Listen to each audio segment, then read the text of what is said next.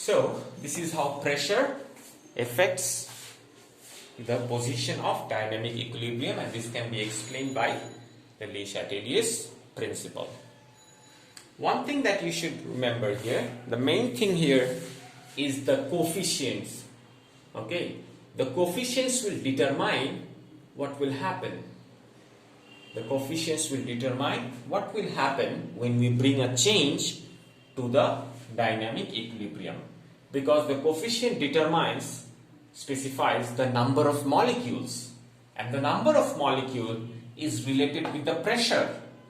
So, and that is related with the equilibrium position. So I hope you understand how important is the coefficients here. Let's say you have an equation like this: A plus B producing C. Let's say all of them are gas. All of these are gas.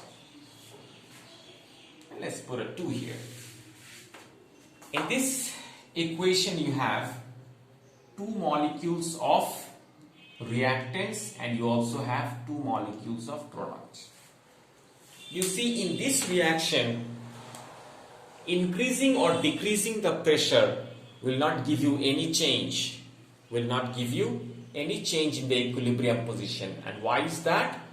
Because the number of molecules is same on both sides. From 2 molecules I am getting 2 molecules. So you see the pressure is not affected here. So you see, changing the pressure will not change the equilibrium in this example, the one that I have given here. Alright. Next, let's see how concentration will affect the dynamic equilibrium position. We're going to check how the effect of concentration will affect the position of dynamic equilibrium.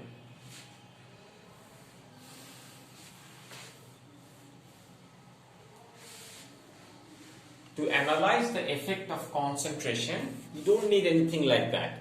You don't need anything here. Simply, let's say, you can start right from here. Let's say you add some sulfur dioxide, which means you increase the concentration of sulfur dioxide. In other words, you add some sulfur dioxide. Now, according to the principle, what should happen? According to Le Chatelier's principle, sulfur dioxide must be removed, or sulfur dioxide must be reduced. To make it you have added some extra sulfur dioxide, this should be removed. How can you remove this extra sulfur dioxide? If you can make this sulfur dioxide react more and more, if you make this sulfur dioxide react more and more, then the concentration of sulfur dioxide will reduce. And for that to happen, what should you do? The forward reaction should be faster. So you'll write here, forward reaction rate increases. And if that happens, we say equilibrium shifts to the right. Equilibrium shifts to the right.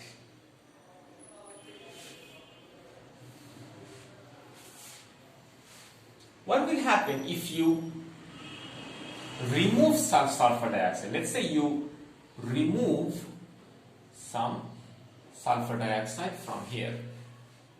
So according to the LCP, according to the principle, sulfur dioxide must be increased. The changes you have removed, you have to oppose the change by increasing.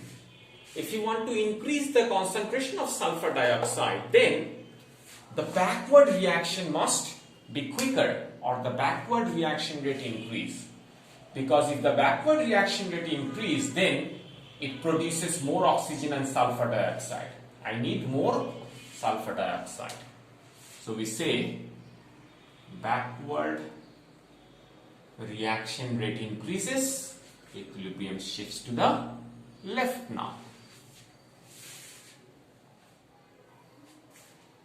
Let's look at another change.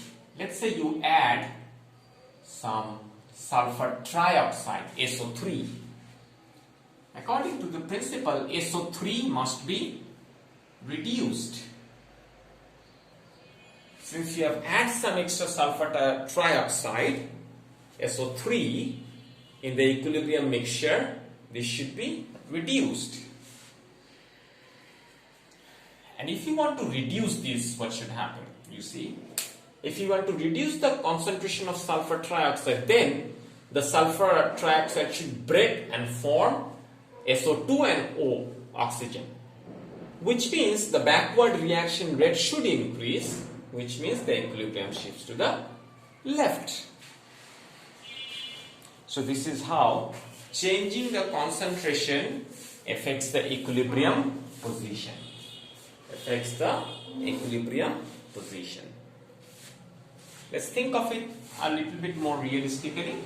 Let's say you have a container here, and in this container you have sulfur dioxide, you have oxygen, you have sulfur trioxide. You have all these things. Your objective is to produce more and more sulfur trioxide. But this reaction is in dynamic equilibrium. So the sulfur dioxide that is reacting with oxygen producing sulfur trioxide is broken down, is converted back to SO2 and oxygen immediately, because this is in dynamic equilibrium. Jeta produce hocche, that is again turning back to its original thing. But our objective here is to get more sulfur trioxide. So what can we do? In order to do that, maybe we can add some sulfur dioxide. If I add sulfur dioxide, according to Le Chatelier's principle, this must be removed. And in order to remove this sulfur dioxide, what will happen? The equilibrium will shift to the right. More and more sulfur trioxide, SO3, will be produced. This is how you work in the industry with dynamic equilibrium things.